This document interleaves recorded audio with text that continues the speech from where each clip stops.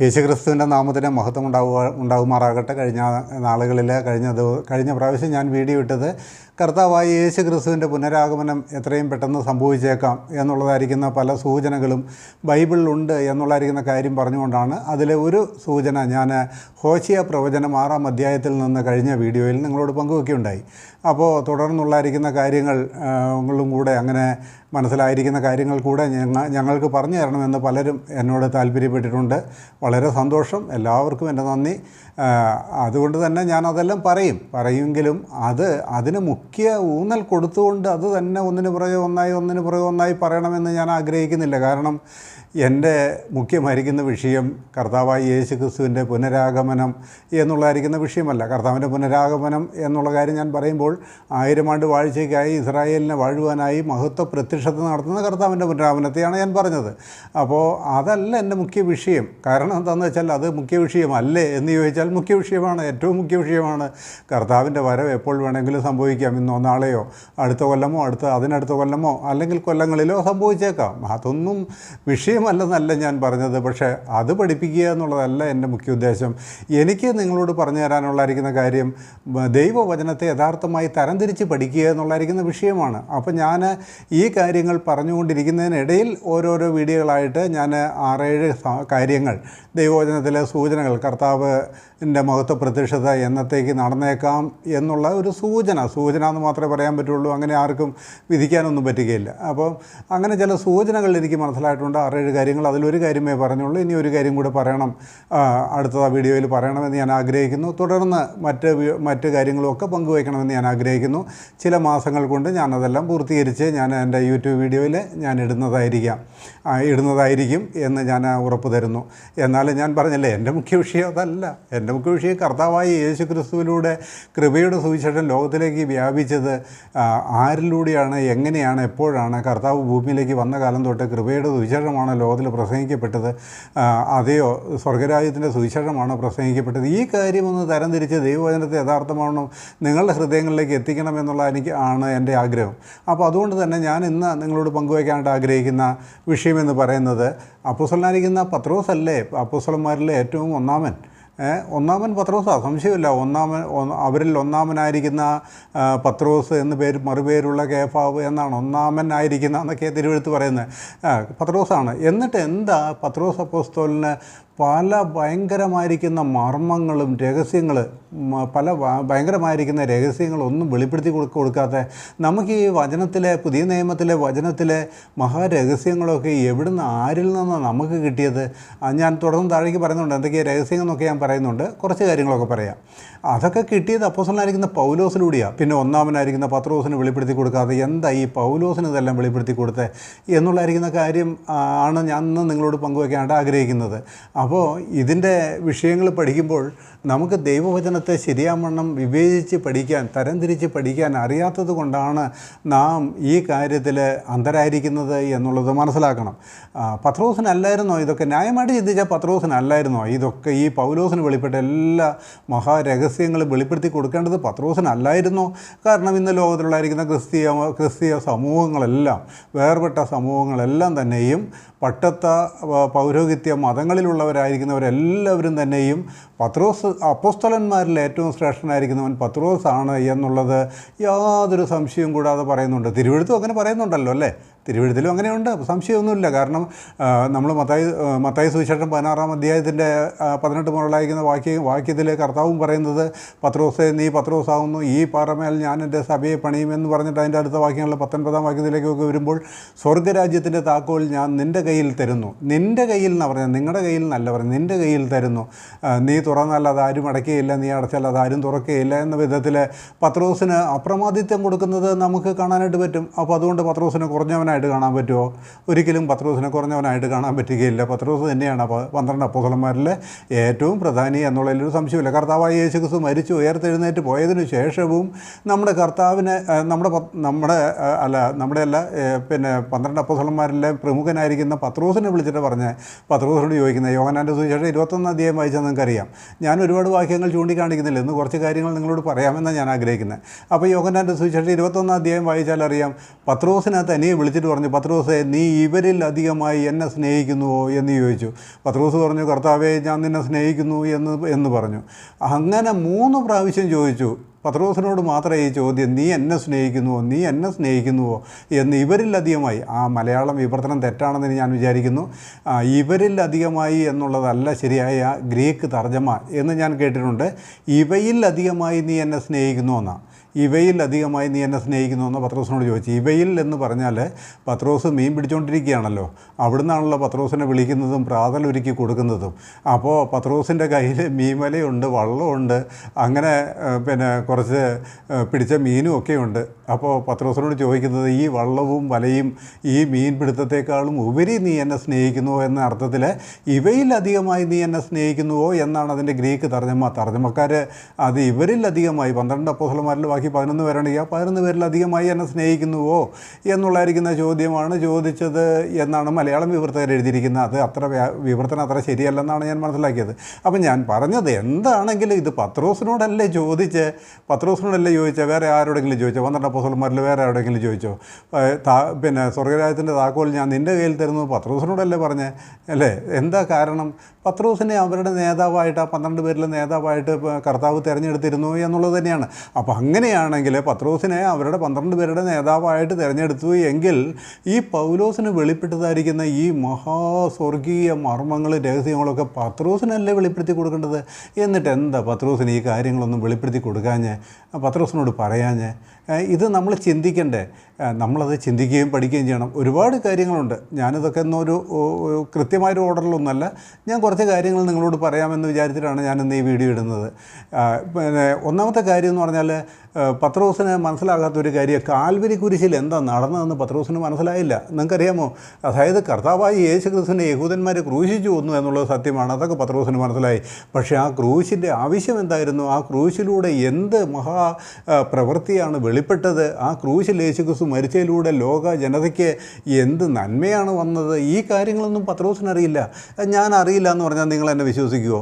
നിങ്ങൾ അപ്പോൾ തന്നെ ചിലപ്പം ഇപ്പം തന്നെ വേണമെങ്കിൽ കമൻ്റ് ഇടും, തനിക്ക് എന്താണ് ഭ്രാന്തുണ്ടെന്ന് ചിലപ്പോൾ എന്നോട് പറയും. പത്രോസിനറിയില്ല. നിങ്ങൾ പത്രോസിൻ്റെ പ്രസംഗങ്ങളൊന്ന് വായിച്ചു നോക്കിയേ, ഒന്ന് ശ്രദ്ധയോടെ വായിച്ചു നോക്കുക. അപ്പോസ്തലപ്രവൃത്തി 2-ാം അധ്യായത്തിലെ പത്രോസിൻ്റെ പ്രസംഗം, അപ്പോസ്തലപ്രവൃത്തി 3-ാം അധ്യായത്തിലെ പത്രോസിൻ്റെ പ്രസംഗം, അപ്പോസ്തലപ്രവൃത്തി 10-ാം അധ്യായത്തിലെ കൊർന്നല്യോസിൻ്റെ ഭവനത്തിൽ വെച്ചുള്ള പത്രോസിൻ്റെ പ്രസംഗം, ഈ പ്രസംഗങ്ങളൊക്കെ ഒന്ന് വായിച്ചു നോക്കിയേ. അവിടെ എങ്ങും പത്രോസ് ക്രൂശിലൂടെ ഒരു രക്ഷാകരമായ പ്രവൃത്തി വെളിപ്പെട്ടു, ക്രൂശിലൂടെ നിങ്ങൾക്ക് രക്ഷയുണ്ട്, ക്രൂശിൽ കർത്താവ് മരിച്ചതിലൂടെ നിങ്ങളുടെ പാവങ്ങൾക്ക് പരിഹാരം വന്നു, ക്രൂശിൽ വിശ്വസിക്കുന്നവർ കർത്താവായ യേശു ക്രിസ്തുവിൻ്റെ മരണത്തിൽ വിശ്വസിക്കുന്നവന് മരണത്തിലൂടെ രക്ഷയുണ്ട്, ഇങ്ങനെയുള്ള ഒരു കാര്യവും പത്രോസ് പറഞ്ഞിട്ടില്ല. പത്രോസ് അവിടെ എല്ലാം പറഞ്ഞത് നിങ്ങൾ ശ്രദ്ധിച്ചു നോക്കിയ വാക്യങ്ങളൊക്കെ ഞാൻ കുറിച്ച് വെച്ചിട്ടുണ്ട്. ഞാൻ ഒരുപാട് വാക്യങ്ങൾ വായിക്കുന്നില്ലെന്ന്. എന്താ കാരണം എന്നറിയാവോ? ഞാനും എന്നോട് കൂടെയുള്ളായിരിക്കുന്ന ഗേറ്റ് മിനിസ്ട്രിയിലെ തോമസ് സാറിനെ അറിയാതിരിക്കും. ഗേറ്റ് മിനിസ്ട്രിയിലെ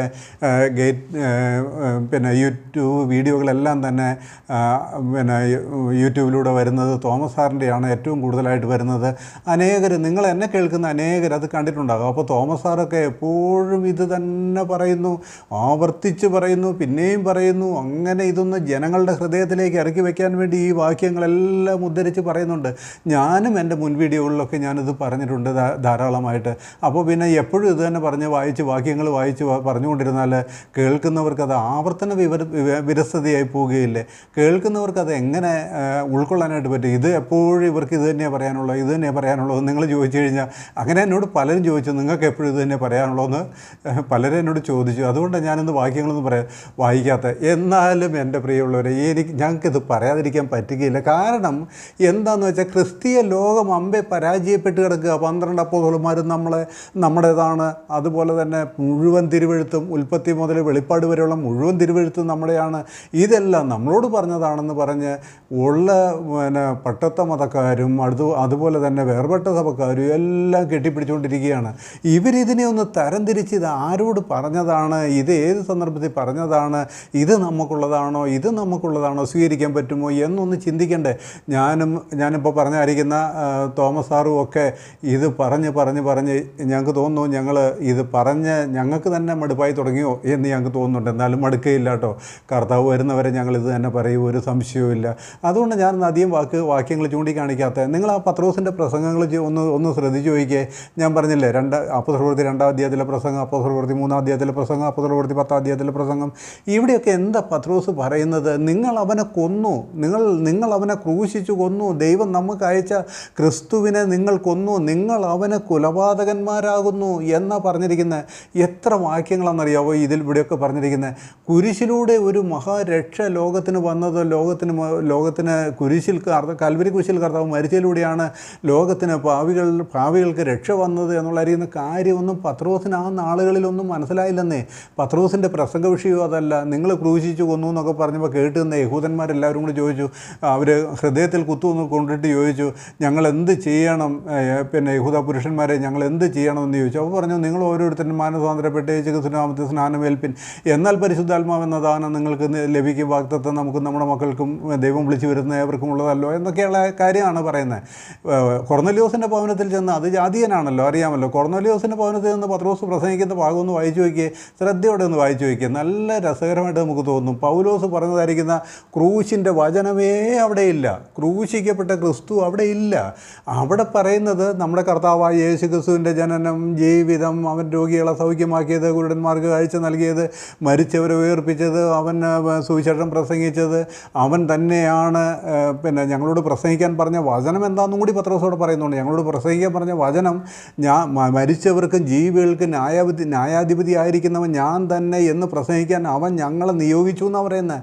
ഇതൊക്കെയാണ് അവരുടെ പ്രസംഗ വിഷയം. യഹൂദന്മാർ അവനെ ക്രൂശിച്ചു വന്നു. കുരിശിൽ നടന്നത് ഒരു കൊലപാതകമാണ്. കുരിശിൽ ഒരു എന്താണ് പറയുന്നത്, ഒരു പാപപരിഹാര ബലി നടന്നു എന്ന് പത്രോസിന് മനസ്സിലായില്ല. നിങ്ങൾക്ക് മനസ്സിലാവുന്നുണ്ടോ?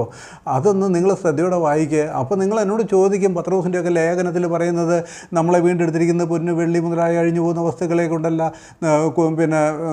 കർത്താവായ യേശു ക്രിസ്തു എന്ന കുഞ്ഞാടിൻ്റെ വിലയേറിയ നിർദോഷവും നിഷ്കളങ്കവുമായ രക്തം കൊണ്ടത്രയെന്നൊക്കെ എഴുതിയിട്ടുണ്ടല്ലോ. അത് തന്നെയല്ല, അവൻ നമ്മുടെ പാവങ്ങളെ ചുമന്നുകൊണ്ട് കുരിശിന്മേൽ കയറി അവൻ്റെ അടിപ്പിണരുകളാൽ നമുക്ക് സൗഖ്യം വന്നു എന്നൊക്കെ എഴുതിയിട്ടുണ്ടല്ലോ. അപ്പോൾ പത്രോസിന് ഇത് അറിയാൻ കേട്ടാണോ പത്രോസ് അങ്ങനെ ചോദിച്ചത് എന്ന് നിങ്ങളോട് എന്നോട് ചോദിക്കും. എൻ്റെ പ്രിയമുള്ളവരെ, ഈ പറയുന്നതായിരിക്കുന്ന ലേഖനം എഴുതുന്ന പത്രോസിൻ്റെ ലേഖനം എഴുതുന്ന AD 60 ശേഷമാണ്, കാലഘട്ടങ്ങളിലാണ്. AD 60 ശേഷം കർത്താവ് മരിച്ചു ഉയർത്തെഴുന്നേറ്റ് പോയി 60 ശേഷമാണ് ഈ കാര്യങ്ങളൊക്കെ പിന്നീട് പത്രോസിന് ബോധ്യം വന്നു എന്നുള്ള സത്യം. കാരണം യെശയ്യാപ്രവചനം 53-ാം അധ്യായത്തിലാണ് അവൻ നമ്മുടെ പാവങ്ങളെ ചുമന്നുകൊണ്ട് കുരിശിന്മേൽ കയറി അവൻ്റെ അടിപ്പിണരുകളാൽ നമുക്ക് സൗഖ്യം വന്നു എന്നൊക്കെ പത്രോസിൻ്റെ 2-ാം അധ്യായത്തിലൊക്കെ എഴുതിയിരിക്കുന്ന ആ വാക്യങ്ങൾ യെശയ്യാപ്രവചനം 53-ാം അധ്യായത്തിൻ്റെ കോട്ടിങ്ങുകളായിട്ട് പിന്നീട് മനസ്സിലായപ്പോഴാണ് ഇത് എഴുതിയത്. കാരണം യഹൂദന്മാരായാലും യവനന്മാരായാലും ജാതികളായാലും ആർക്കും രക്ഷയ്ക്ക് വേണ്ടിയിട്ട് ഈ ഒരു പരമയാഗം നടക്കണം, ഒരു രക്തം ചൊരിച്ചിൽ വേണം, ഒരു അല്ലാതെ ഒരു വീണ്ടെടുപ്പില്ല. ഈ കാര്യങ്ങളൊക്കെ പത്രോസിന് പിന്നീട് മനസ്സിലായത്. എന്നാൽ തൻ്റെ തുടക്കകാലങ്ങളിലെ തൻ്റെ പ്രസംഗങ്ങളിലൊന്നും കർത്താവായ യേശുക്രിസ്തുവിൻ്റെ മരണം ഒരു യാഗമരണമായിരുന്നു എന്നോ, ഒരു പാവപരിഹാര ബലിയായിരുന്നു എന്നോ, അതിൽ വിശ്വസിച്ചാൽ, ആ ബലിയിൽ വിശ്വസിച്ച് രക്ഷപ്പെടാമെന്നൊന്നും പത്രോസ് പ്രസംഗിച്ചല്ലേ. കാരണം ഇതെന്താ പത്രോസിന് മനസ്സിലാകാതിരുന്നത്? ഇത് മനസ്സിലാകാതിരുന്നത് അവർക്ക് അതിൻ്റെ ആവശ്യമില്ലായിരുന്നു. അവർക്കത് പ്രസംഗിക്കേണ്ട ആവശ്യമില്ലായിരുന്നു. അവരുടെ വിളിയും തിരഞ്ഞെടുപ്പും വേറെ ഒന്നാണ്. ഈ 12 അപ്പോസ്തലന്മാരെന്നൊക്കെ പറഞ്ഞാൽ 12 ഗോത്രങ്ങൾക്ക് ഒത്തവണ്ണമുള്ളായിരിക്കുന്ന അപ്പോസ്തലന്മാരാണ്. അതുകൊണ്ട് അവർക്ക് അതിൻ്റെ ആവശ്യമില്ല, അവരത് പ്രസംഗിക്കേണ്ട ആവശ്യമില്ല. യഹൂദന്മാർ യേശുവിനെ മശിഹയായിട്ട്, ക്രിസ്തുവായിട്ട്, അവർക്ക് വേണ്ടി അയച്ചു കൊടുത്ത ക്രിസ്തുവായിട്ട് അംഗീകരിച്ചാൽ മതി. യോഹന്നാൻ്റെ സുവിശേഷം 8-ാം അധ്യായം നിങ്ങളൊന്ന് ശ്രദ്ധയോടെ വായിച്ചു നോക്കി. 8-ാം അധ്യായത്തിൻ്റെ ഏകദേശം 20-21 വാക്യങ്ങളൊക്കെ ഒന്ന് വായിച്ചു നോക്കി. അവിടെ പറയുന്നത്, ഞാൻ അങ്ങനെയുള്ളവൻ എന്ന് നിങ്ങൾ വിശ്വസിക്കാഞ്ഞാൽ നിങ്ങൾ നിങ്ങളുടെ പാവങ്ങളിൽ മരിക്കും. നിങ്ങൾ ഭൂമിയിൽ നിന്നുള്ളവർ, നിങ്ങൾ ഭൗമികന്മാർ, ഞാൻ ഉയരത്തിൽ നിന്നുള്ളവൻ, ഞാൻ ഉയരത്തിൽ നിന്ന് വന്നവനാണ്. എന്നിട്ട് കർത്താവ് പറഞ്ഞു, ഞാൻ അങ്ങനെയുള്ളവൻ എന്ന്, എൻ്റെ പിതാവ് എന്നെ അയച്ചിട്ട് വന്നവനെന്ന് നിങ്ങൾ എന്നെ വിശ്വസിച്ചില്ലെങ്കിൽ നിങ്ങൾ നിങ്ങളുടെ പാവങ്ങളിൽ മരിക്കും എന്ന് പറഞ്ഞത്. എന്ന് പറഞ്ഞാൽ യഹൂദന്മാർക്ക് എന്ത് വിശ്വസിച്ചാൽ മതി? ഈ വന്നിരിക്കുന്നത് ഉയരത്തിൽ നിന്ന് വന്നവനാണ്, അവൻ അയക്കപ്പെട്ടായിരിക്കുന്ന, ദൈവത്താൽ അയക്കപ്പെട്ടായിരിക്കുന്ന മശിഹയാണ്, അല്ലെങ്കിൽ അവർ കാത്തിരുന്ന ക്രിസ്തുവാണ് എന്ന് അവർ വിശ്വസിച്ചാൽ മതി. അവരവരുടെ പാവങ്ങളിൽ മരിക്കാതെ വണ്ണം ക്രിസ്തുവിൽ മരിക്കാൻ തക്കവണ്ണം അവർക്ക് ഭാഗ്യമുണ്ട്. അതാണ് പത്രോസിൻ്റെ പ്രസംഗം. അതാ കൊർന്നലിയോസിൻ്റെ ഭവനത്തിൽ ചെന്നപ്പോഴും ക്രൂശ് പ്രസംഗിച്ചില്ല. നിങ്ങൾക്ക് ഈ കാര്യങ്ങൾ മനസ്സിലാവുന്നുണ്ടല്ലോ അല്ലേ? അപ്പോൾ ഞാൻ പറയാൻ കാരണം, ഇതൊന്നും പത്രോസിന് വെളിപ്പെടുത്തി കൊടുക്കാൻ എന്താ ഈ ക്രൂശിലൂടെ ഉരുത്തിരിഞ്ഞായിരിക്കുന്ന രക്ഷയുടെ കാര്യമൊന്നും. അപ്പോസ്തലനായിരിക്കുന്ന പൗലോസ് അതേസമയം എന്താ പറയുന്നത്? തൻ്റെ പ്രസംഗത്തിൽ പൗലോസ് എന്താ പറയുന്നത്? എനിക്കോ എൻ്റെ കർത്താവായ യേശു ക്രിസ്തുവിൻ്റെ ക്രൂശിൽ അല്ലാതെ പ്രശംസിക്കാൻ ഇടവരരുത്. അങ്ങനെ തന്നെയല്ലേ പ്രസംഗിക്കുന്നത്? വാക്യങ്ങളൊക്കെ വേണോ? എല്ലാം ഞാൻ നോട്ട് ചെയ്ത് വെച്ചിട്ടുണ്ട്. ഞാൻ വാക്യങ്ങളില്ലാതെ തന്നെ പറയാം. നിങ്ങൾക്ക് വാക്യങ്ങളൊക്കെ ഞാൻ വേണമെങ്കിൽ എൻ്റെ വീഡിയോയുടെ താഴെ ഞാൻ കുറിച്ചിടാം. എനിക്കോ എൻ്റെ കർത്താവായ യേശു ക്രിസ്തുവിൻ്റെ ക്രൂശിലല്ലാതെ പ്രശംസിക്കാൻ ഇടവരരുത്. ഞാൻ കർത്താവായ യേശുവിൻ്റെ ക്രൂശിൽ ഞാൻ അവനോട് കൂടെ ക്രൂശിക്കപ്പെട്ടിരിക്കുന്നു. പൗലോസ് പറയുന്നതായിരിക്കുന്ന വാക്കുകൾ നോക്കുക. ക്രൂശിക്കപ്പെട്ടവനായിരിക്കുന്ന ക്രിസ്തുവിനെ അല്ലാതെ മറ്റൊന്നും അറിയാത്തവനായി നിങ്ങളുടെ ഇടയിൽ ഇരിക്കണം എന്ന് ഞാൻ ഇച്ഛിക്കുന്നു. ഞാനോ സഹോദരന്മാരെ ഇപ്പോഴും ന്യായപ്രമാണം പ്രസംഗിക്കുന്നു, പരിച്ഛേദനം പ്രസംഗിക്കുന്നു എന്ന് വന്നാൽ കുരിശിൻ്റെ ഇടർച്ച നീങ്ങിപ്പോയല്ലോ എന്നാണ് പൗലോസ് പറയുന്ന കാര്യം. മനസ്സിലായോ? പൗലോസിന് ഇത്രയും തല്ലും തടവും ഇത്രയും ദ്രോഹങ്ങളൊന്നും സഹിക്കേണ്ടി വരില്ലായിരുന്നു. ആ ന്യായപ്രമാണം പ്രസംഗിച്ചുകൊണ്ട് നടന്നാൽ മതിയായിരുന്നു. എന്ന് പറഞ്ഞാൽ പത്രോസും 12 അപ്പോസ്തലന്മാരും പ്രസംഗിച്ചതുപോലെ പ്രസംഗിച്ചുകൊണ്ട് നടന്നായിരുന്നെങ്കിലേ പൗലോസിന് ഈ തല്ലും തടവും ഒന്നും കൊള്ളണ്ടായിരുന്നു. എന്താ ഈ പൗലോസിനെ മാത്രം തെരഞ്ഞു പിടിച്ച് യഹൂദന്മാർ എവിടെ ചെന്നാലും പുറകെ എത്തുക. എവിടെ ചെന്നാലും വേട്ടപ്പട്ടിയെ അല്ലെങ്കിൽ ഭ്രാന്തൻ പട്ടിയെ വേട്ടയാടുന്നത് പോലെ പൗലോസിൻ്റെ പുറകെ യഹൂദന്മാരെത്തി ദ്രോഹിക്കുക. എന്നാൽ യെരുശലേമിൽ പാർത്ത 12 അപ്പോസ്തലന്മാരെ എന്താ ദ്രോഹിക്കാഞ്ഞ്? 12 അപ്പോസ്തലന്മാരെ എന്താ അവർ ആദ്യ നാളുകളിൽ കുറച്ച് ദ്രോഹിച്ചു എന്നല്ലേ ഉള്ളൂ. അത് കഴിഞ്ഞിട്ട് പിന്നെ അവർ യെരുശലേമിലൊരു ക്ഷേത്രത്തിലുണ്ടാകുന്നവരെ AD 55, 54, 55 കാലഘട്ടം വരെ അവരല്ലേ യെരുശലേമിൽ തന്നെയല്ലേ പാർത്ത്. എന്നിട്ട് എന്താ ഈ 12 അപ്പോസ്തലന്മാരെ ഉപദ്രവിക്കാഞ്ഞ്? നിങ്ങളൊന്ന് ശ്രദ്ധിച്ച് നോക്കി. എന്തിനാ ഈ പൗലോസിനെ ഉപദ്രവിച്ചേ? പൗലോസ് ക്രൂശ പ്രസംഗിച്ചത്, പൗലോസ് ന്യായപ്രമാണം അല്ല പ്രസംഗിച്ചത്. അതുകൊണ്ട് തന്നെ പൗലോസിന് ഈ കാര്യം വെളിപ്പെട്ടു ഇത് പ്രസംഗിച്ചു. അതിനെക്കുറിച്ച് പൗലോസ് പറയുന്നത്, ഞാനോ സഹോദരന്മാരെ, ഗലാത്യ ലേഖനം 5:11 പറയുകയാണ്, ഞാനോ സഹോദരന്മാരെ ഇപ്പോഴും പരിച്ഛേദന പ്രസംഗിക്കുന്നു എന്ന് വന്നാൽ കുരിശിൻ്റെ ഇടർച്ച നീങ്ങിപ്പോയല്ലോ, പിന്നെ ഞാൻ എന്തിനെ ഈ ദ്രോഹം സഹിക്കണം? ഞാനതാ പ്രസംഗിക്കുന്നെങ്കിൽ ഞാൻ എന്തിന് ഈ ദ്രോഹം സഹിക്കണം എന്ന് ചോദിച്ചത്. അപ്പോൾ ഇതിൽ നിന്ന് തന്നെ എന്ത് മനസ്സിലാക്കാം? 12 അപ്പോസ്തലന്മാർ യെരുശലേമിൽ പ്രസംഗിച്ചത് ന്യായപ്രമാണത്തോടു കൂടെ ക്രിസ്തുവിനെ മശിഹയായി അംഗീകരിക്കുക എന്ന കാര്യം അവർ പ്രസംഗിച്ചുകൊണ്ടിരുന്നത്. അത് നിങ്ങൾക്ക് മനസ്സിലാവുന്നുണ്ടല്ലോ. ഒരുപാട് കാര്യങ്ങൾ പൗലോസ് പറയുന്നുണ്ട്. എനിക്കോ എൻ്റെ കർത്താവായ യേശു ക്രിസ്തുവിൻ്റെ ക്രൂശിലല്ലാതെ പ്രശംസിക്കാൻ ഇടവരരുത്. ക്രൂശിക്കപ്പെട്ടവനായ ക്രിസ്തുവിനെ അല്ലാതെ മറ്റൊന്നും അറിയാത്തവനായി നിങ്ങളുടെ ഇടയിൽ ഇരിക്കണമെന്ന് ഞാൻ ആഗ്രഹിക്കുന്നു. മറ്റൊന്നും പൗലോസിന് ഒരുപാട് കാര്യങ്ങൾ അറിയാം. പൗലോസ് ഒരു മഹാപണ്ഡിതനായിരിക്കുന്ന മനുഷ്യനാണ് ആ കാലത്തെ. പൗലോസ് പറയുകയാണ്, എനിക്ക് വേറെ ഒന്നും അറിയില്ല, എനിക്ക് വേറെ ഒന്നും പറയാനുമില്ല, എനിക്ക് ആകെ പറയാനുള്ളത് ക്രൂശിക്കപ്പെട്ടവനായ ക്രിസ്തുവിനെ മാത്രമേ എനിക്ക് പറയാനുള്ളൂ. അതല്ലാതെ മറ്റൊന്നും അറിയാത്തവനായിട്ട് ഞാൻ നിങ്ങളുടെ ഇടയിൽ ഇരിക്കും എന്ന തീരുമാനമാണ് പൗലോസിൻ്റെ. എന്നാൽ എന്താ ഇത്രമാത്രം ശ്രേഷ്ഠമായിരിക്കുന്ന ഈ ക്രൂശ് പത്രോസിൻ്റെ പ്രസംഗത്തിൽ വരാത്തത്? സ്തേഫാനോസിൻ്റെ പ്രസംഗത്തിൽ വരാത്തത്? സ്തേഫാനോസിൻ്റെ പ്രസംഗം അപ്പോസ്തലപ്രവൃത്തി 7-ാം അധ്യായത്തിലൊന്ന് വായിച്ചു നോക്കിയേ. എവിടെയാണ് ക്രൂശുള്ളത്? എവിടെയാണ് ക്രൂശിലൂടെ മരിച്ച ക്രിസ്തുവിൻ്റെ യാഗമരണത്താലുള്ള രക്ഷയുടെ പ്രസംഗം എവിടെയുള്ളത്? നിങ്ങളൊന്ന് ശ്രദ്ധിച്ച് വയ്ക്കുക. സ്തേഫാനോസിൻ്റെ പ്രസംഗം എന്താ ഇവരത് പ്രസംഗിക്കാൻ? അവർ കുറഞ്ഞവരായിട്ടാണോ? ഞാനത് ആദ്യം പറഞ്ഞത്. പത്രോസും ഇവരൊന്നും കുറഞ്ഞവരല്ല. ദൈവത്തിൻ്റെ അതിശ്രേഷ്ഠ ദാസന്മാരും തിരഞ്ഞെടുക്കപ്പെട്ട അപ്പോസ്തലന്മാരുമാണ്. അവരുടെ ദൗത്യം വേറെയാണ്. അവർക്ക് ആ ക്രൂശിലൂടെ വരുന്ന രക്ഷയല്ല പ്രസിദ്ധമാക്കേണ്ടത്. അവർക്ക് യേശു മശിഹയാണ്, ക്രിസ്തുവാണ് എന്നുള്ളതായിരിക്കുന്ന കാര്യം അവർക്ക് വെളിപ്പെടുത്തിയാൽ മാത്രം മതി. പൗലോസ് പറയുന്നത്, ക്രൂശിൻ്റെ വചനം നശിച്ചു പോകുന്നവർക്ക് ഭോഷത്വവും വിശ്വസിക്കുന്ന നമുക്കോ നിത്യജീവനോ. ക്രൂശിൻ്റെ വചനം ഇത് നോക്കിയേ. പത്രോസിൻ്റെ പ്രസംഗത്തിൽ ഈ ശബ്ദം നിങ്ങൾക്ക് കേൾക്കാൻ പറ്റുമോ? ശ്രദ്ധിക്കുക. അപ്പോൾ പത്രോസിൻ്റെ നിങ്ങൾ ചോദിച്ചാൽ ഇങ്ങനെ ഒരു ചോദ്യം ചോദിക്കും. പത്രോസിൻ്റെ ലേഖനങ്ങളിൽ ഇതുണ്ടായിരുന്നല്ലോ, അത് ഞാൻ പറഞ്ഞു വന്നപ്പോൾ അന്നേരം പൂർത്തീകരിച്ചില്ല. അതായത് AD 60 ശേഷം പത്രോസിനെ പൗലോസിൻ്റെ എഴുത്തുകൾ സ്വാധീനിച്ചിട്ടുണ്ട്. ന്യായപ്രമാണത്തിൽ അല്ലെങ്കിൽ പഴയ നിയമത്തിലെ ഏടുകൾ പരിശോധിച്ച പത്രോസിന് ഈ കാര്യങ്ങൾ മനസ്സിലായിട്ടുണ്ട്. അതിൻ്റെ അടിസ്ഥാനത്തിലാണ് എഴുത്തുകളിൽ യേശുക്രിസ്തുവിൻ്റെ രക്തത്തെക്കുറിച്ചും യേശുക്രിസ്തുവിൻ്റെ കാൽവരി കുരിശിലെ മരണത്തെക്കുറിച്ചും ഒക്കെ എഴുതിയിരിക്കുന്നത്.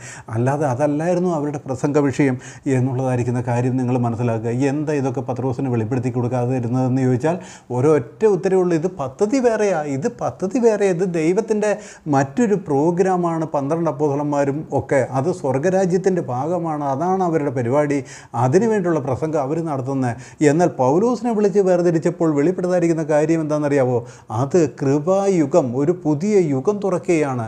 വിശ്വസിക്കുന്ന യഹൂദനായാലും ശരി, ജാതീയനായാലും ശരി, ആർക്കും രക്ഷ ലഭിക്കുന്നതായിരിക്കുന്ന ആ ക്രൂശിലൂടെ തുറന്ന പുതുവഴിയുടെ സുവിശേഷമാണ് പൗലോസിനെ ഏൽപ്പിച്ചത്. അതുകൊണ്ടാണ് ഈ കാര്യമൊന്നും പത്രോസിന് പറഞ്ഞു കൊടുക്കാഞ്ഞത് എന്നുള്ളതായിരിക്കുന്ന കാര്യം മനസ്സിലാക്കണം. പിന്നെ ഈ മഹാകാര്യങ്ങൾ പൗലോസിനുള്ളിലൂടെ ദൈവവചനത്തിൽ നമുക്ക് വെളിപ്പെട്ട് വരുന്നുണ്ട്. ഞാൻ അധികം വിശദീകരിക്കാതെ പറയാം. എന്നാൽ ഇതൊക്കെ എന്താ പത്രോസിന് പറഞ്ഞു കൊടുക്കാഞ്ഞേ? പത്രോസല്ലേ അപ്രമാദിത്വമുള്ളായിരിക്കുന്ന ഒന്നാമത്തെ അപ്പോസ്തലന്മാരിൽ ഒന്നാമനായിരിക്കുന്നവൻ. പത്രോസിനോടല്ലേ പറഞ്ഞു കൊടുക്കേണ്ടത്? നിങ്ങളൊന്ന് ചിന്തിക്കുക, തല കൊണ്ടൊന്ന് ബുദ്ധി കൊണ്ട് ചിന്തിക്കുക. എന്തുകൊണ്ട് ഇത് പറഞ്ഞു കൊടുത്തില്ല? കർത്താവിന് തെറ്റുപറ്റിയതാണോ? കർത്താവ് പൗലോസിനെ വിളിച്ചപ്പോൾ ബാക്കി 12 പേരെയും തഴഞ്ഞു കളഞ്ഞതാണോ? അങ്ങനെയൊക്കെ നിങ്ങൾക്ക് ചിന്തിക്കാമോ? ഒരിക്കലുമില്ല. ദൈവത്തിന് തെറ്റുപറ്റുകയില്ല. നമ്മൾ മനസ്സിലാക്കണം. രണ്ടാമത്തെ കാര്യം എന്ന് പറഞ്ഞാൽ ഈ ക്രിസ്തുവിൻ്റെ അതായത് ഈ കാലഘട്ടത്തിലെ സഭ, അതായത് ഈ കൃപായുഗ കാലഘട്ടത്തിലെ സഭ ക്രിസ്തുവിൻ്റെ ശരീരമാണ്, ക്രിസ്തു ആ ശരീരത്തിൻ്റെ തലയാണ് എന്ന് അനേക വേദഭാഗങ്ങളിൽ പൗലോസിൻ്റെ എഴുത്തുകളിൽ വായിക്കാം. പൗലോസിൻ്റെ എഴുത്തുകളിൽ. എന്നാൽ എവിടെയും തന്നെ അപ്പോസ്തലന്മാരാരും 12 പേരും ആ കാര്യം പറഞ്ഞിട്ടില്ല. പത്രോസിന് ആ കാര്യം വെളിപ്പെട്ടിട്ടുമില്ല. അതായത് ശരീരമാകുന്ന സഭയെക്കുറിച്ചും ക്രിസ്തു അതിൻ്റെ ശിരസ്സാണെന്നുള്ളതായിരിക്കുന്ന കാര്യത്തെക്കുറിച്ച് ആ മഹാമർമ്മമൊന്നും പത്രോസിന് വെളിപ്പെടാത്ത കാര്യം, അല്ലെങ്കിൽ കർത്താവ് പറഞ്ഞു കൊടുക്കാത്ത കാര്യം പിന്നെ പത്രോസ് എങ്ങനെ എഴുതുന്നത്? അപ്പോൾ ഈ കാര്യങ്ങളൊക്കെ ആരെഴുതിയ പൗലോസാണ്. ഞാനിങ്ങനെ ഓർക്കാറുണ്ട്. പിന്നെ ബൈബിളിൻ്റെ ആ ക്രോണോളജിക്കൽ രീതി, അതായത് അതിൻ്റെ അടുക്കും ചിട്ടയും തന്നെ പരിശോധിച്ച് കഴിഞ്ഞാൽ തന്നെ ഒരു കാര്യം മനസ്സിലാക്കാനായിട്ട് പറ്റും. 4 സുവിശേഷങ്ങൾ കഴിഞ്ഞിട്ട്, അപ്പോസ്തലന്മാരുടെ പ്രവൃത്തികൾ എന്ന പുസ്തകം കഴിഞ്ഞിട്ട്, പിന്നെ ഈ ഒന്നാമനായ പത്രോസിൻ്റെ ലേഖനമല്ലേ? നിങ്ങളുടെയൊക്കെ വിശ്വാസപ്രകാരം നമ്മുടെ അപ്പോസ്തലനാണ് പത്രോസെങ്കിൽ, 12 അപ്പോസ്തലന്മാർ നമ്മുടെ അപ്പോസ്തലന്മാരാണെങ്കിൽ, പിന്നെ ഒന്നാമനായിരിക്കുന്ന പത്രോസിൻ്റെ ലേഖനമല്ലേ അതിൻ്റെ അടുത്ത് വരേണ്ടത്, അപ്പോസ്തലപ്രവൃത്തി കഴിഞ്ഞ് വരേണ്ടത്? എന്നാൽ അവിടെ അതിനുശേഷം 13 ലേഖനങ്ങൾ പൗലോസിൻ്റെയാണ്. കറക്റ്റ് അടുക്കും ചിട്ടയും. പരിശുദ്ധാത്മാവില്ല, ഇതെല്ലാം അടുക്കും ചിട്ടയിലും ക്രമീകരിച്ചായിരിക്കുന്ന പൂർവ്വ പിതാക്കന്മാരിലും ദൈവത്തിൻ്റെ ആത്മാവ് വ്യാപരിച്ചിട്ടാണ് അവരോട് ഈ ഓർഡറിൽ എഴുതാൻ പറഞ്ഞത്. മനസ്സിലാക്കുന്നുണ്ടോ? അപ്പോസ്തലപ്രവൃത്തി കഴിഞ്ഞിട്ട് 13 ലേഖനങ്ങൾ പൗലോസിൻ്റെ. കാരണം ആ കാര്യം, ആ സ്വർഗരാജ്യം എന്ന പ്രോഗ്രാം താൽക്കാലികമായി സ്റ്റോപ്പ് ചെയ്തിട്ട് പൗലോസിനെ വിളിച്ച് തുറന്നതായിരിക്കുന്ന ഈ പുതുവഴി, അതായത് കൃപായുഗത്തിൻ്റെ സുവിശേഷം പൗലോസിനെ ഏൽപ്പിച്ച് പൗലോസിലൂടെ അത് ലോകത്തിലേക്ക് വന്ന്, അതുകൊണ്ട് തന്നെ അപ്പോസ്തലന്മാരുടെ പ്രവൃത്തികൾ കഴിഞ്ഞിട്ട് പിന്നെ എഴുതേണ്ടത് പൗലോസിൻ്റെ ലേഖനങ്ങൾ തന്നെയായിരുന്നു. അത് കഴിഞ്ഞിട്ടല്ലേ പിന്നെ നമ്മൾ കാണുന്ന എബ്രായർക്ക് എഴുതിയ ലേഖനവും യാക്കോബിൻ്റെ ലേഖനവും പത്രോസിൻ്റെ ലേഖനങ്ങളും യോഹന്നാൻ്റെ ലേഖനങ്ങളും യൂദയുടെ ലേഖനമൊക്കെ അത് കഴിഞ്ഞിട്ടല്ലേ കാണുന്നത്. അപ്പോൾ ആ ക്രോണോളജിക്കൽ ഓർഡർ തന്നെ നോക്കിക്കഴിഞ്ഞാൽ മനസ്സിലാകും ദൈവം ലോകത്തിൽ പ്രവർത്തിക്കുന്ന പ്രവൃത്തിയുടെ ആ രീതി അനുസരിച്ചാണ് ഈ കാര്യങ്ങളെല്ലാം ക്രമപ്പെടുത്തിയിരിക്കുന്നത് എന്ന് നമുക്ക് മനസ്സിലാക്കാനായിട്ട് പറ്റും. അപ്പോൾ ഞാൻ പറഞ്ഞ രണ്ടാമത്തെ കാര്യം കൂടി ശ്രദ്ധിക്കുക. എന്താ ഈ ബോഡി ഓഫ് ക്രൈസ്റ്റ് എന്നുള്ളതായിരിക്കുന്ന കാര്യം പത്രോസ് പറയാഞ്ഞിരുന്നത്? അറിയില്ല, പറഞ്ഞു കൊടുത്തില്ല.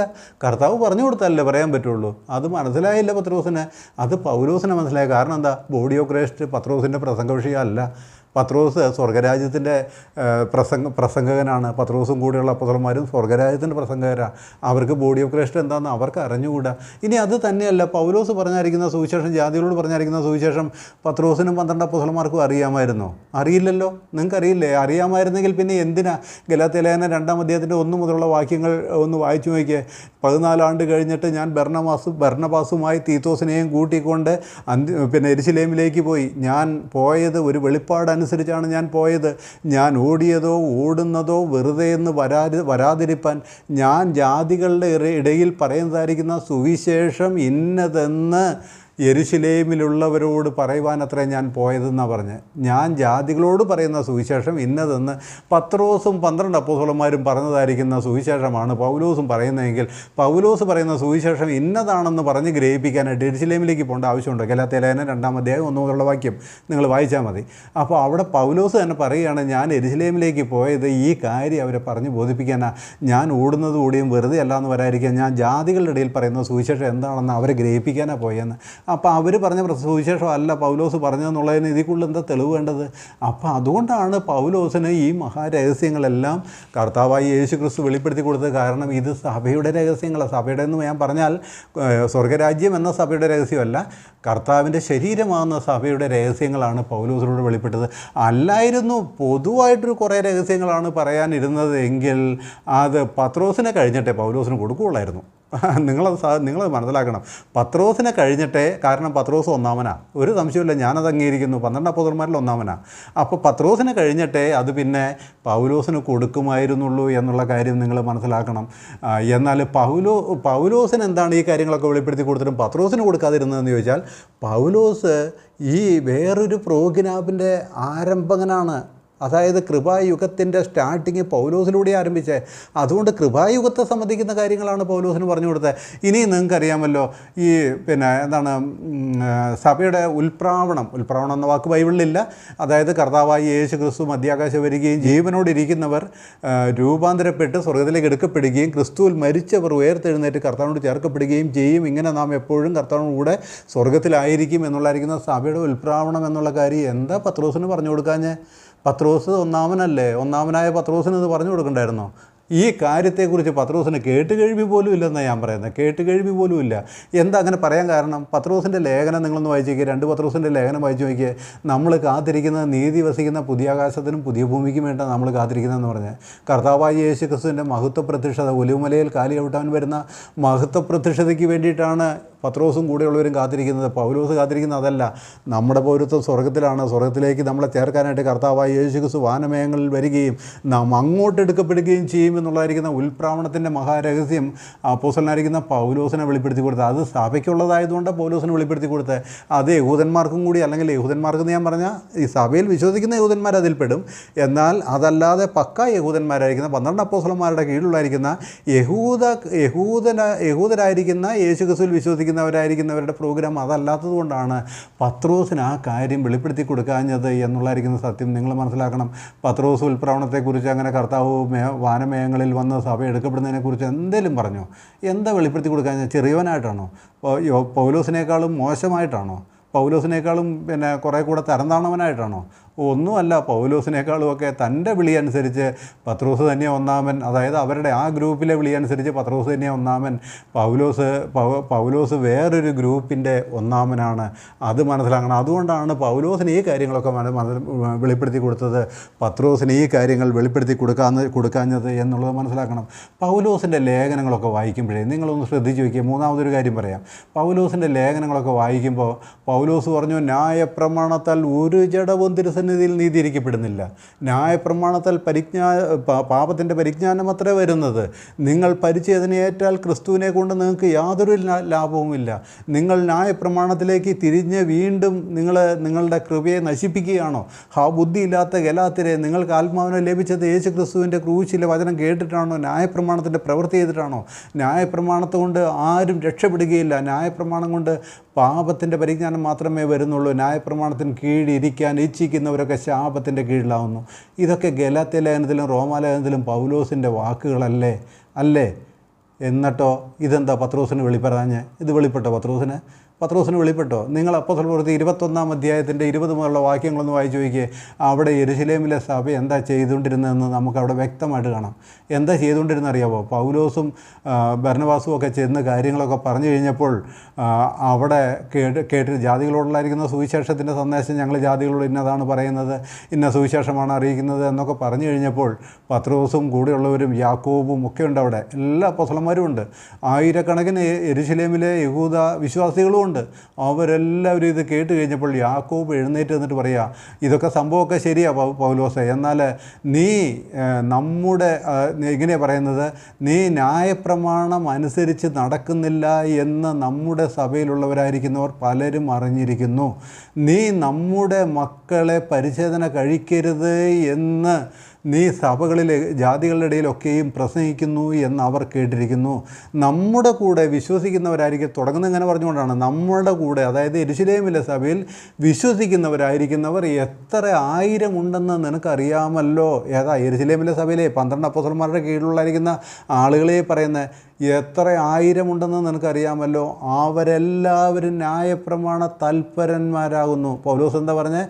ന്യായപ്രമാണത്താൽ ഒരു ജഡവും നീതീകരിക്കപ്പെടുകയില്ല.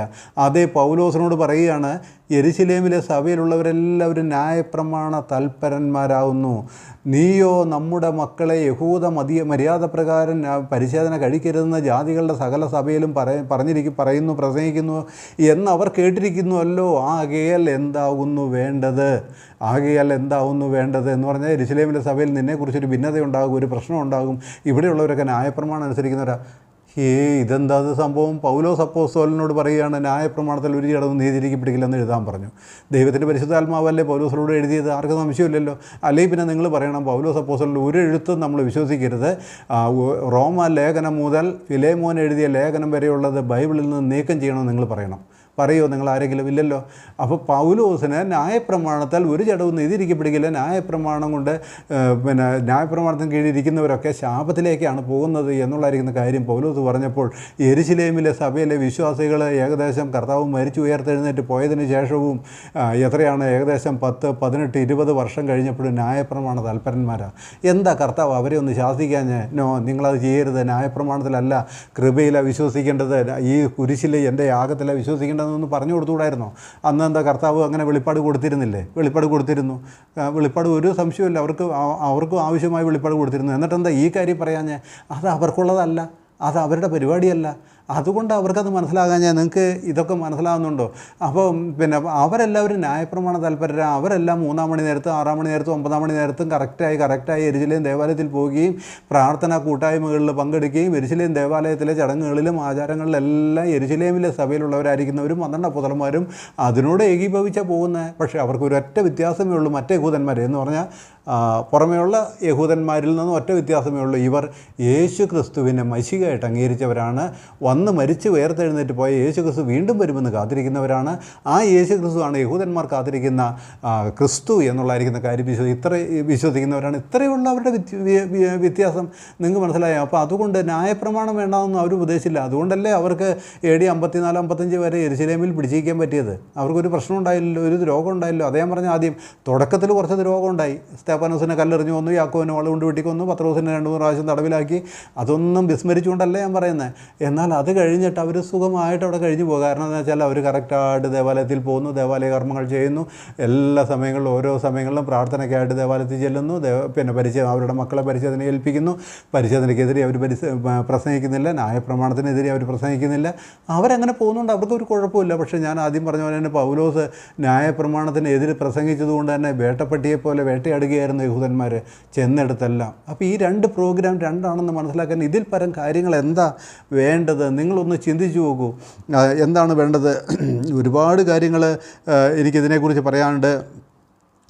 ഒരുപാട് കാര്യങ്ങൾ പറയാനുണ്ട്. പരിശുദ്ധാത്മാവിലുള്ള സ്നാനമാണ് വേണ്ടതെന്ന് പൗലോസിനല്ലേ വെളിപ്പെട്ടെ? അതായത് കൊരിന്ത്യർ ലേഖനത്തിൽ 12-ാം അധ്യായത്തിൽ നിങ്ങൾക്ക് കാര്യം അറിയാമല്ലോ. യഹൂദന്മാരോ യവനന്മാരോ ദാസന്മാരോ സ്വതന്ത്രന്മാരോ നാം എല്ലാവരും ഏക ശരീരമാകുമാറ് ഒരേ ആത്മാവിനെ പാനം ചെയ്തും ഒരേ ആത്മാവിൽ സ്നാനമേറ്റുമിരിക്കുന്നു. ക്രിസ്തുവിൻ്റെ ആത്മാവില്ലാത്തവൻ അവനുള്ളവനല്ല. പരിശുദ്ധാത്മാ സ്നാനം എന്നുള്ളതായിരിക്കുന്ന മഹാരഹസ്യമൊക്കെ ആർക്കാണ് വെളിപ്പെട്ടത്? 12 അപ്പോസ്തലന്മാർക്ക് വെളിപ്പെട്ടു, പത്രോസിന് വെളിപ്പെട്ടു. പരിശുദ്ധാത്മാവില്ലാത്തവൻ ക്രിസ്തുവിനുള്ളവനല്ല എന്ന് പത്രോസ് പറഞ്ഞു. അവർക്ക് വെള്ളത്തിൽ സ്നാനപ്പെട്ടാൽ മതി. നിങ്ങൾ ഓരോരുത്തരും നിങ്ങളുടെ പാപത്തിൻ്റെ മോചനത്തിനായി യേശു ക്രിസ്തുവിൻ്റെ നാമത്തിൽ സ്നാനം ഏൽപ്പിൻ. കൊർന്നല്യോസിൻ്റെ ഭവനത്തിൽ ചെന്നപ്പോഴും പറഞ്ഞത്, ഇവരെ സ്നാനം കഴിപ്പിക്കാതെ വണ്ണം വെള്ളത്തെ തടഞ്ഞുകൊള്ളുവാൻ ആർക്ക് കഴിയും? അല്ലേ? ആർക്ക് കഴിയും? അങ്ങനെ അവരെയൊക്കെ സ്നാനം കഴിപ്പിച്ചു. അത് വേറൊരു പ്രോഗ്രാമാണ്. അപ്പോൾ നിങ്ങൾ എന്നോട് ചോദിക്കും, കൊർന്നല്യോസ് ജാതിയനല്ലേ, അപ്പോൾ ഈ ജാതിയൻ്റെ രക്ഷ അവിടെ പത്രോസിലൂടെയല്ലേ സാധ്യമായെന്ന്? അത് വേറൊരു പ്രോഗ്രാം. അതായത് യഹൂദന്മാർ സ്വർഗരാജ്യത്തിൻ്റെ സുവിശേഷം പ്രസംഗിക്കുന്ന യഹൂദന്മാരിലൂടെ ജാതികളുടെ രക്ഷയുടെ വാതിൽ തുറക്കണമായിരുന്നു. അത് ഇനിയും 1000 ആണ്ടിൽ നടക്കും. അതൊക്കെ ഞാൻ നിങ്ങൾക്ക് വേറെ പല വീഡിയോകളിലൂടെ ഞാൻ പറഞ്ഞിട്ടുണ്ട്. ഇതെല്ലാം കൂടി പറയാൻ നമുക്ക് സമയം പോരാ. അതായത് അവിടെ കൊർന്നല്യോസ് ജാതിയനാണ്. ആ വാതിൽ, ആ കീ, അത് തുറക്കാനുള്ള കീ പത്രോസിൻ്റെ കയ്യിലാണ് ഉള്ളത്. പത്രോസ് പോയി തുറക്കണം. ആ ജാതിയൻ ആരിലേക്കാണ് ചേർന്നറിയാം? യഹൂദന്മാരിലേക്കാണ് ചേർന്ന യഹൂദ മതാനുസാരിയായി തീരുകയാണ് ചെയ്ത് ആ കൊർന്നല്യോസ്. കാര്യം മനസ്സിലായോ? ആ കൊർന്നല്യോസ് സ്നാനമേൽക്കണം. പക്ഷേ ഇവിടെ പൗലോസ് അപ്പോസ്തലൻ പറയുന്നത്, സ്നാനത്തെക്കുറിച്ച് പറയുന്നത് പരിശുദ്ധാത്മാ സ്നാനത്തെക്കുറിച്ചാണ് പറയുന്നത്. പരിശുദ്ധാത്മാ സ്നാനം നമ്മളാണ് യഥാർത്ഥ പരിശോധന. കൊലോസ്യ ലേഖനം 2-ാം അധ്യായം വായിക്കുമ്പോൾ, നമ്മളല്ലയോ പരിശോധനക്കാർ? നമ്മളല്ലയോ ജഡശരീരം ഉരിഞ്ഞു കളഞ്ഞവർ? നമ്മളല്ലോ യഥാർത്ഥ സ്നാനികന്മാർ, അതായത് സ്നാനപ്പെട്ടവർ? നമ്മൾക്ക് കൈകൊണ്ടല്ലാത്ത പരിശോധന കിട്ടി, നമ്മൾ അവനോട് കൂടെ മരിച്ചു, അടക്കപ്പെട്ടു, ഉയർത്തെഴുന്നേറ്റു, നാം യഥാർത്ഥമായി ക്രിസ്തുവിനുള്ളവരാണ്. ഈ കാര്യങ്ങളൊക്കെ പറയുമ്പം അതൊരു ഭയങ്കര രഹസ്യം. ഇനി മറ്റൊരു കാര്യം കൂടി ഞാൻ പറയട്ടെ, ഒരുപാടൊക്കെ പറയാനുണ്ട്, ഈ വീഡിയോ ദൈർഘ്യമായി പോകണ്ട, ഞാൻ നിർത്താൻ പോവാം. വേറൊരു കാര്യം കൂടി പറയട്ടെ. ഇപ്പം പത്രോസൊക്കെ പറഞ്ഞത് അവർ കർത്താവായി യേശുക്രിസ്തുവിനെ വീണ്ടും അയച്ചു തരും, നമ്മൾ കാത്തിരിക്കുന്ന ആ രാജ്യം നമുക്ക് സമാഗതമായിരിക്കുന്നു, അത് നമ്മുടെ കൈപ്പിടിയിൽ ഒതുങ്ങാൻ പോകുന്നു, നമ്മളതിലേക്ക് പ്രവേശിക്കാൻ പോകുന്നു, അവൻ വരും, നമ്മുടെ രാജ്യം യഥാസ്ഥാനത്തൊക്കെ. ഇതാ പത്രോസിൻ്റെയൊക്കെ പ്രസംഗം. മനസ്സിലായി? അവർ കാത്തിരുന്ന് എന്തിനറിയാവോ? 1000 ആണ്ട് വാഴ്ചയ്ക്ക് വേണ്ടിയിട്ടാണ്. അവർക്കറിയില്ല സ്വർഗ്ഗത്തിലേക്ക് പോകുന്ന കാര്യമൊന്നും അവർക്കറിയില്ല. ഞങ്ങളിന്ന് സ്വർഗ്ഗത്തിലേക്ക് കർത്താവിനോട് കൂടെ പോകും, ഞങ്ങൾ മരിച്ച് അവിടേക്ക് പോകും, നമുക്ക് ഒരുമിച്ച് സ്വർഗ്ഗത്തിലേക്ക് പോകാം എന്നൊന്നും പത്രോസ് പ്രസംഗിച്ചില്ല. എന്താ പത്രോസിനെ വെളിപ്പെടുത്തി കൊടുക്കാഞ്ഞ്? അത് അവരുടെ പ്രത്യാശ അല്ല, അവരുടെ പ്രത്യാശ 1000 ആണ്ട് വാഴ്ചയാണ്. ഇതിനൊക്കെ ഒരുപാട് വാക്യങ്ങളുണ്ട്. ഞാൻ പറഞ്ഞില്ല, ഇന്ന് ഞാൻ വാക്യങ്ങൾ ചൂണ്ടിക്കാണിക്കാതെ പറയുന്നത്. കുറച്ച് വാക്യങ്ങളൊക്കെ ഞാൻ താഴെ എൻ്റെ വീഡിയോയുടെ താഴെ നിങ്ങളൊന്ന് പരിശോധിച്ചാൽ കുറച്ച് വാക്യങ്ങളൊക്കെ അവിടെ കാണാനായിട്ട് പറ്റും. അപ്പോൾ പത്രോസിൻ്റെ പ്രത്യാശ എന്താ അറിയാമോ? അവൻ തന്നെ മശിഹയായിട്ട് വരും, നിങ്ങൾക്ക് സമാധാന കാലങ്ങൾ ഉണ്ടാകുകയും താൻ തിരിച്ചു വരികയും ദൈവം അവനെ തിരിച്ച് നിങ്ങളുടെ അടുക്കിലേക്ക് അയക്കുകയും ചെയ്യും. അപ്പോസ്തലപ്രവൃത്തി 2-ാം അധ്യായം തിരിച്ചയക്കുകയും ചെയ്യും. ഇതൊക്കെ പറയുന്നത് എന്താണെന്നറിയാവോ? കർത്താവ് വീണ്ടും വരും, അവരുടെ പ്രതീക്ഷയുടെ രാജ്യം സ്ഥാപിതമാകും, അവർ 1000 ആണ്ട് വാഴ്ചയ്ക്ക് വേണ്ടി കാത്തിരിക്കുക. ദൈവത്തിൽ നിന്ന് സമാധാന കാലങ്ങൾ വരികയും നിങ്ങൾക്ക് മുൻ നിയമിച്ചവനെ നിങ്ങൾക്ക് വീണ്ടും അയച്ചു തരികയും ചെയ്യും. ഇതൊക്കെയാണ് പത്രോസിൻ്റെ പ്രസംഗം. കർത്താവ് ഇങ്ങോട്ട് വരാൻ പോവുക എന്നുള്ള പ്രസംഗം. എന്നാൽ പൗലോസ് എന്താ പറഞ്ഞതെന്നറിയാവോ? നമ്മുടെ പൗരത്വമോ സ്വർഗത്തിലാവുന്നു, നമ്മുടെ പൗരത്വമോ സ്വർഗത്തിലാവുന്നു. കർത്താവ് ഇങ്ങോട്ട് വരുമെന്നല്ല പൗലോസ് പറഞ്ഞത്, നമ്മൾ അങ്ങോട്ട് പോകുമെന്ന് പറഞ്ഞ്. മനസ്സിലാകുന്നുണ്ടോ? നമ്മൾ അങ്ങോട്ട് പോകും. കർത്താവ് താൻ ഗംഭീരനാദത്തോടും പ്രധാന ദൂതൻ്റെ ശബ്ദത്തോടും ദൈവത്തിൻ്റെ കാഹളത്തോടും സ്വർഗ്ഗത്തിൽ നിന്ന് ഇറങ്ങി വരികയും ക്രിസ്തുവിൽ മരിച്ചവർ മുമ്പേ ഉയർന്നെഴുകയും പിന്നെ ജീവനോടെ ശേഷിക്കുന്ന നാം രൂപാന്തരപ്പെട്ട് വാനമേഘങ്ങളിൽ കർത്താവിനെതിരെ ഏൽപ്പന എടുക്കപ്പെടുകയും ചെയ്യും. ഇങ്ങനെ നാം എപ്പോഴും അവനോട് കൂടിയായിരിക്കും. എവിടെ? സ്വർഗ്ഗത്തിൽ അവനോട് കൂടിയായിരിക്കും. കാര്യം മനസ്സിലായോ? നമ്മുടെ പൗരത്വമോ സ്വർഗ്ഗത്തിലാവുന്ന വിളിപ്പ്. നിങ്ങൾ ക്രിസ്തുവിനോടുകൂടെ മരിച്ചു അടക്കപ്പെട്ടു എങ്കിൽ ക്രിസ്തു ഇരിക്കുന്നിടമായ ഉയരത്തിലുള്ള ചിന്തിപ്പിൻ, ഭൂമിയിലുള്ളതല്ല ഉയരത്തിലുള്ള തന്നെ ചിന്തിപ്പിൻ. പത്രോസിൻ്റെയും 12 അപ്പോസ്തലന്മാരുടെയും പ്രസംഗത്തിൽ ഇത് എവിടെയെങ്കിലും കാണാനായിട്ട് പറ്റുമോ? നിങ്ങളൊന്ന് ശ്രദ്ധിച്ചു നോക്കിയേ. കാണാനായിട്ട് പറ്റുകയില്ല. ഇത് എന്താ കാര്യം? പത്രോസ് ചെറിയവനായിട്ടാണോ ഈ കാര്യമൊന്നും വെളിപ്പെടുത്തി കൊടുക്കാഞ്ഞ്? പത്രോസ് മോശമായിട്ടാണോ? പത്രോസ് പിന്തിരിഞ്ഞു പോയിട്ടാണോ? അല്ല, അതൊന്നുകൊണ്ടും അല്ല. എന്താ പറയുക, അത് പ്രോഗ്രാം വേറെയാണ്. അവർക്ക് പ്രസംഗിക്കാനുള്ള അവർ പ്രസംഗിക്കുന്നു, കൃത്യമാണത്. അവർക്ക് ഒരു തെറ്റും പറ്റിയിട്ടില്ല. 12 അപ്പോസ്തലന്മാർക്ക് ഒരു തെറ്റും പറ്റിയിട്ടില്ല. കർത്താവിനെ അവരെ തിരുത്തേണ്ടി വന്നിട്ടുമില്ല. കാര്യങ്ങളെല്ലാം കറക്റ്റായിട്ട് തന്നെ അവരും പറഞ്ഞു പോകുന്നത്. അവരുടെ പ്രോഗ്രാം വേറെയാണ്, പൗലോസിൻ്റെ പ്രോഗ്രാം വേറെയാണ്. ഇതാ കൃപായുഗം. അതുകൊണ്ട് നമ്മൾക്ക് പഠിക്കാനും അനുസരിക്കാനും ഉള്ളതായിരിക്കുന്ന ദൈവവചനം എന്ന് പറയുന്നത് നമ്മുടെ അടിസ്ഥാന ഉപദേശം. മുഴുവചനവും നമ്മൾ പഠിക്കുകയും അതിൻ്റെ ആത്മീയ അർത്ഥത്തിൽ നമ്മളതിനെ ഉൾക്കൊള്ളുകയും ഒക്കെ ചെയ്യണം. അത് നമ്മുടെ ബുദ്ധിപദേശം എഴുതിയതാണ്, മുഴുവനും ദൈവവചന. എന്നാൽ നമ്മുടെ അടിസ്ഥാന ഉപദേശം പൗലോസ് അപ്പോസ്തലൻ എഴുതിയിരിക്കുന്ന 13 ലേഖനങ്ങളാണ്. ജാതികളുടെ അപ്പോസ്തലൻ എന്ന് പൗലോസ് അറിയപ്പെടാൻ കാരണം പൗലോസിനെ നമുക്ക് വേണ്ടി നിയമിച്ചത്. അതിനുശേഷം പൗലോസിനോട് കൂടെ ബർന്നബാസുണ്ട്, ശീലാസുണ്ട്, തിമോത്തിയോസുണ്ട്, തീത്തോസുണ്ട്, ഇങ്ങനെ പലരുമുണ്ട്. അങ്ങനെയുള്ളവരാണ് അവരിലൂടെ തന്നായിരിക്കുന്ന പൗലോസിലൂടെ തന്നായിരിക്കുന്ന തിരുവെഴുത്തുകളാണ് നമ്മൾക്ക് ആധാരമായിരിക്കുന്നത്, നമ്മുടെ അടിസ്ഥാന ഉപദേശമായിരിക്കുന്നത്. മാത്രമല്ല, നിങ്ങൾ മനസ്സിലാക്കിയിട്ടുണ്ടോ, രക്ഷയെക്കുറിച്ചും കൂടി ഒരു കാര്യം പറയട്ടെ. അപ്പോസ്തലനായിരിക്കുന്ന പൗലോസിൻ്റെ വാക്കുകളിൽ രക്ഷയെക്കുറിച്ച് എന്താ പറഞ്ഞത്? തികച്ചും സൗജന്യമാണെന്ന് പറഞ്ഞു. സൗജന്യമായിരിക്കുന്ന രക്ഷ. കൃപയാലല്ലോ നിങ്ങൾ വിശ്വാസം മൂലം രക്ഷിക്കപ്പെട്ടിരിക്കുന്നത്, അതിനും പ്രവൃത്തികൾ കാരണമല്ല. ആർക്കും പ്രശംസിക്കാൻ അർഹതയില്ലാതെ വണ്ണം ഒരു പ്രവൃത്തിയാലും അല്ല മനുഷ്യൻ രക്ഷിക്കപ്പെടുന്നത്. വിശ്വസിക്കുന്നവർക്ക് അവൻ തൻ്റെ രക്തം മൂലം പ്രായശ്ചിത്തമാകുവാൻ ദൈവം അവനെ പരസ്യമായി നിർത്തിയിരിക്കുന്നു. റോമാലേഖനം 3:25. ഇതൊക്കെ പൗലോസ് പറയുന്നത് സൗജന്യമായ രക്ഷ. പക്ഷെ നിങ്ങൾ പത്രോസിൻ്റെ പ്രസംഗങ്ങളിലൊക്കെ വായിച്ചു നോക്കിയേ. പത്രോസിനെ 12 അപ്പോസ്തലന്മാരെ നിയോഗിച്ചപ്പോൾ തന്നെ കർത്താവ് എന്താ പറഞ്ഞത്? 12 അപ്പോസ്തലന്മാരെ നിയോഗിച്ചപ്പോൾ തന്നെ എന്താ പറഞ്ഞത്? കർത്താവ് പറഞ്ഞ മത്തായി സുവിശേഷം 28 അധ്യായത്തിലൊന്ന് വായിച്ചു നോക്കിയേ. സ്വർഗ്ഗത്തിലും ഭൂമിയിലും സകല അധികാരവും എനിക്ക് നൽകപ്പെട്ടിരിക്കുന്നു. ആകയാൽ നിങ്ങൾ പുറപ്പെട്ട് പിതാവിൻ്റെയും പുത്രൻ്റെയും പരിശുദ്ധാത്മാവിൻ്റെയും നാമത്തിൽ സ്നാനം കഴിപ്പിച്ചും. ഒന്നാമത്തെ പ്രവൃത്തി ചെയ്യാൻ പറഞ്ഞു, സ്നാനം കഴിപ്പിച്ചും. ഇനി അടുത്തത് പറഞ്ഞു, ഞാൻ നിങ്ങളോട് കൽപ്പിച്ചതൊക്കെയും പ്രമാണിപ്പാൻ തക്കവണ്ണം, എന്നാലേ രക്ഷപ്പെടുകയുള്ളൂ. ഏതാ ഞാൻ നിങ്ങളോട് കൽപ്പിച്ചത്? കർത്താവിൻ്റെ 3.5 വർഷത്തെ ശുശ്രൂഷ സമയത്ത് പ്രസംഗിച്ചായിരിക്കുന്ന കാര്യങ്ങളെ ചുരുക്കമായിട്ട് അത് ഏതാണെന്ന് ഞാൻ നിങ്ങളോട് പറഞ്ഞുതരാം. മത്തായി സുവിശേഷം 5, 6, 7 അധ്യായങ്ങൾ ഗിരിപ്രഭാഷണം. ഞാൻ നിങ്ങളോട് കൽപ്പിച്ചതൊക്കെയും പ്രമാണിപ്പാൻ തക്കവണ്ണം ഉപദേശിച്ചും കൊണ്ട് സകല ജാതികളെയും ശിഷ്യരാക്കിക്കൊള്ളുവിൻ. അപ്പോൾ നമ്മളവിടെ കാണുന്നത് അവരെല്ലാം പ്രവൃത്തികളിലൂടെ നീതീകരിക്കപ്പെടണം. അവരുടെ പ്രവൃത്തി നന്നാകണം. അവരുടെ ക്രിസ്തുവിനെ മശിഹയായിട്ട് അംഗീകരിക്കുകയും ചെയ്യണം, അവർ പ്രവർത്തിക്കുകയും ചെയ്യണം. അതുകൊണ്ട് തന്നെ അവർ ന്യായപ്രമാണമൊക്കെ ഫോളോ ചെയ്തുകൊണ്ടിരുന്നത്. അവർ ന്യായപ്രമാണമൊന്നും ഉപേക്ഷിച്ചില്ല. അവർ നല്ല പ്രവൃത്തികൾ ചെയ്യുന്നവരാണ്. എന്നാൽ പൗലോസ് പറഞ്ഞു, ഒരുത്തിൻ്റെയും പ്രവൃത്തിയല്ല രക്ഷയ്ക്ക് കാരണം പറഞ്ഞു. കൃപയാലെങ്കിൽ പ്രവൃത്തിയാലല്ല, അല്ലെങ്കിൽ കൃപയല്ല. പൗലോസിൻ്റെ വാക്കുകൾ കേട്ടു നിങ്ങൾ. കൃപയാലെങ്കിൽ പ്രവൃത്തിയാലല്ല, അല്ലെങ്കിൽ കൃപയല്ല. ഇതെന്താ അങ്ങനെ പറയുന്നത്? യാക്കോബിൻ്റെ എഴുത്തുകൾ നിങ്ങൾ വായിച്ചിട്ടില്ലേ? അബ്രഹാം നീതീകരിക്കപ്പെട്ടത് പ്രവൃത്തിയാലാണ്, അതുകൊണ്ട് പ്രവൃത്തിയില്ലാത്ത വിശ്വാസം നിർജ്ജീവം അത്രേ. എന്താ യാക്കോബ് അങ്ങനെ പറഞ്ഞത്? അത് 12 അപ്പോസ്തലന്മാരുടെ ഇടയിൽപ്പെട്ടതായിരിക്കുന്ന അപ്പോസ്തലനല്ല, 12 അപ്പോസ്തലന്മാരുടെ കൂടെയുള്ളായിരിക്കുന്ന വ്യക്തിയായി ലേഖനം എഴുതിയ യാക്കോബ്, കർത്താവിൻ്റെ സഹോദരനായ യാക്കോബായി ലേഖനം എഴുതിയത്. മനസ്സിലായോ? അവർക്ക് അതേ പറയാൻ പറ്റുള്ളൂ, പ്രവൃത്തി വേണമെന്നുള്ളത്. അവർക്ക് ഈ കൃപയാലുള്ള രക്ഷ വെളിപ്പെട്ടില്ലെന്നേ പത്രോസിന്. അപ്പോൾ പത്രോസിന് വെളിപ്പെടാത്ത ഒരുപാട് കാര്യമുണ്ട്. ഇതൊക്കെ വേണമെങ്കിൽ 1, 2, 3 എന്ന് ഞാനൊരു എന്താ പറയുന്ന ഞാൻ കണക്കൂട്ടി ഒക്കെ വെച്ചിട്ടുണ്ട്. എനിക്ക് തോന്നുന്നു ഒരു 14 15 കാര്യങ്ങൾ പത്രോസിന് വെളിപ്പെടാത്ത മഹാരഹസ്യങ്ങൾ പൗലോസിന് മാത്രം വെളിപ്പെട്ടതായിരിക്കുന്ന രഹസ്യങ്ങൾ. അപ്പം നിങ്ങൾ ഓർക്ക്, പത്രോസ് ചെറിയവനായിട്ടാ? ഞാനതേ ചോദിച്ചത്. പത്രോസ് ചെറിയവനായിട്ടാ, കൊള്ളരുതാത്തവനായിട്ടാ, പിന്തിരിഞ്ഞു പോയിട്ടാ? അല്ലല്ലോ. ഇതുകൊണ്ടൊന്നും അല്ല. എന്താ കാരണം? അവരുടെ പ്രോഗ്രാം വേറെ, ആ വിളി വേറെ. അതൊക്കെ കർത്താവ് ഇന്ന് സ്റ്റോപ്പ് ചെയ്ത് വെച്ചിരിക്കുക. അവരുടെ ലംഘനം ജാതികൾക്ക് സമ്പത്ത് വരുവാൻ കാരണമായി. അവരുടെ ഭ്രംശം ലോകത്തിന് നിരപ്പ് വരുവാൻ കാരണമായി. പറഞ്ഞു മനസ്സിലായില്ലേ? ആ പ്രോഗ്രാം നിർത്തിവെച്ചിരിക്കുക. ഇന്ന് മുമ്പോട്ട് ഓടിക്കൊണ്ടിരിക്കുന്ന പൗലോസിലൂടെ വെളിപ്പെട്ട കൃപയുടെ സുവിശേഷം ഇന്ന് ലോകത്തിൽ മുമ്പോട്ട് ഓടിക്കൊണ്ടിരിക്കുന്ന. ഞാൻ പറയുന്ന ഒരു കാര്യം കൂടി പറയട്ടെ, വേണമെങ്കിൽ രക്ഷപ്പെട്ടുള്ളൂ. വേണമെങ്കിൽ എന്ന് ഞാൻ പറയുന്നത് ചിലപ്പോഴൊക്കെ അങ്ങ് പറയാൻ അങ്ങനെ തോന്നിപ്പോവുക. കാരണം ആൾക്കാരുടെ എതിർപ്പുകൊണ്ടേ അങ്ങനെ തോന്നിപ്പോവുക. എൻ്റെ പ്രിയമുള്ളവരെ, യേശു ക്രിസ്തുവിൻ്റെ ക്രൂശിൽ വിശ്വസിച്ച് രക്ഷപ്പെട്ടുള്ളൂ. കർത്താവായി യേശു ക്രിസ്തു വരാനായി, കർത്താവിൻ്റെ ബോഡി ഓഫ് ക്രൈസ്റ്റ് എന്ന സഭ എടുക്കപ്പെടാനായി.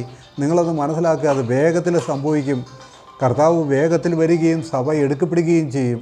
എടുക്കപ്പെടുകയും ചെയ്തു കഴിഞ്ഞാൽ പിന്നെ ലോകത്തിലുള്ളവരെല്ലാവരും അന്വേഷിക്കും, എവിടെ പോയി കുറേ ആൾക്കാരെ കാണാനില്ലല്ലോ. ഇത് പറയുമ്പോൾ എനിക്ക് ഒരു കാര്യം പറയാൻ തോന്നുകയാണ്. ഏലിയാവിനെ ദൈവം ചുഴലിക്കാറ്റിൽ സ്വർഗത്തിലേക്ക് എടുത്തു. എടുത്തു കഴിഞ്ഞപ്പോൾ ഏലിശയ്ക്ക് കാര്യം മനസ്സിലായി. ഏലിയാവ് സ്വർഗത്തിലേക്ക് എടുക്കപ്പെട്ടു എന്ന് മനസ്സിലായി. ഏലിയാവ് യോർദാൻ നദി വീണ്ടും പിളർത്തി ഇക്കരയ്ക്ക് കടന്നു വന്നു കഴിഞ്ഞപ്പം ഏലിയാവിൻ്റെ ആത്മാവ് ഏലിശയുടെ മേൽ വസിക്കുന്നു എന്ന് ശിഷ്യന്മാർ കണ്ടിട്ട് ഏലിയാവിനെ വളരെ വണങ്ങി സ്വീകരിച്ചു കഴിഞ്ഞപ്പോൾ ഏലിയാവ് എവിടെ പോയി എന്നുള്ള കാര്യം എലിശയോട് ചോദിച്ചപ്പോൾ എലിശ പറഞ്ഞു ഇങ്ങനെ സ്വർഗത്തിലേക്ക് പോയി എന്ന് പറഞ്ഞു. അപ്പോൾ എലിശയുടെ ശിഷ്യന്മാർ എലിശയോട് പറഞ്ഞു, ദൈവത്തിൻ്റെ ആത്മാവ് അവനെ എടുത്തിട്ട് വല്ല മലയിലോ വല്ല താഴ്വരയിലോ വല്ല കാട്ടിലോ കുന്നിലോ മേട്ടിലോ എവിടെയെങ്കിലുമൊക്കെ ഇട്ടിട്ടുണ്ടാവും കേട്ടോ, ഞങ്ങളൊന്ന് പോയി അന്വേഷിക്കട്ടെ എന്ന് ചോദിച്ചു.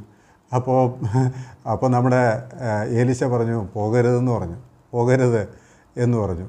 അല്ല യജമാനെ, ഞങ്ങളൊന്ന് പോയി നോക്കട്ടെ, ചിലപ്പം എടുത്ത് പൊക്കിക്കൊണ്ട് പോകുന്ന വഴിക്ക് പരുന്ത് വലിയ കനം കൂടിയ സാധനം പൊക്കിക്കൊണ്ട് പോകുമ്പോൾ താഴേക്ക് വീണു പോകാറുണ്ട് എന്ന് പറഞ്ഞതുപോലെ ചിലപ്പോൾ എവിടെയെങ്കിലും വീണുപോയി. ഇതൊക്കെ എൻ്റെ ഒരു ഭാവനയിലൂടെ പറയുന്നത്. അവിടെ ഈ പറഞ്ഞ കാര്യം സത്യമാണ്. നിങ്ങൾ 2 രാജാക്കന്മാരുടെ പുസ്തകം വായിച്ച് അവിടെ കാണാം.